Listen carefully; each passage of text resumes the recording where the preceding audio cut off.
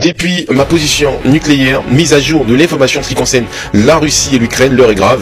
Accrochez-vous mes amis en nucléaire, vous devez savoir que la Russie a visé un entrepôt épicentre K en Ukraine. Est-ce qu'il y avait, mes amis, des armes à l'intérieur? C'est une question que tout le monde se pose. Nous allons dans les grandes lignes. Vous devez savoir si du côté de la Russie, il y a une raffinerie, mes amis, de pétrole qui a été impactée, qui a été frappée par des drones ukrainiens. Nous allons le découvrir dans les grandes lignes et aussi, vous devez savoir, l'opération, l'exercice conjoint entre la Biélorussie et la Russie Zapad 2025. Mes amis, c'est incroyable. Vous devez savoir que les inspecteurs aussi du côté des Américains sont venus voir l'exercice conjoint entre la Biélorussie et la Russie. On continue l'information nucléaire.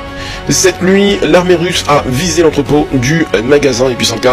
Mes amis, c'est incroyable qu'on pouvait le constater et voir en image. Mes amis, des colonnes de fumée, c'est incroyable. Là, je me pose la question, mes amis, cette guerre ne va pas s'arrêter, continue de plus en plus. Du côté encore de l'Ukraine, vous devez savoir que des multiples frappes de roquettes MLRS de l'armée russe sur la ville de Zaporizhzhia cette nuit a fait, mes amis, des ravages. C'est vraiment un truc de fou. Du côté de la Russie, une réciprocité de la part de l'Ukraine qui, mes amis, frappe la raffinerie de pétrole de Saratov avec des drones, mes amis, de l'armée ukrainienne. C'est incroyable. Là, l'Ukraine a changé sa stratégie. Maintenant, il passe à la vitesse supérieure pour, bien entendu, frapper, vous devez savoir, la machine de guerre de la Russie, le pétrole.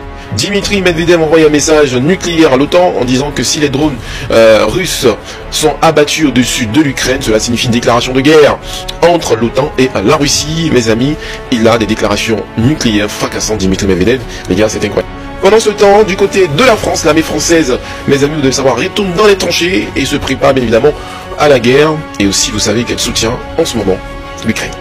En plus de cela, nous avons du côté de Zapad 2025, l'exercice conjoint entre la Biélorussie et la Russie. L'armée américaine est arrivée a été invitée évidemment pour s'acquérir des lieux et voir tout ce qui est en train de se faire, toutes les sauces, toutes les cuisines nucléaires qui sont en train de se faire, mes amis, dans cette opération. Dites-moi en commentaire qu'est-ce que vous en pensez et n'hésitez pas à partager la vidéo. C'est Viggy, ciao ciao.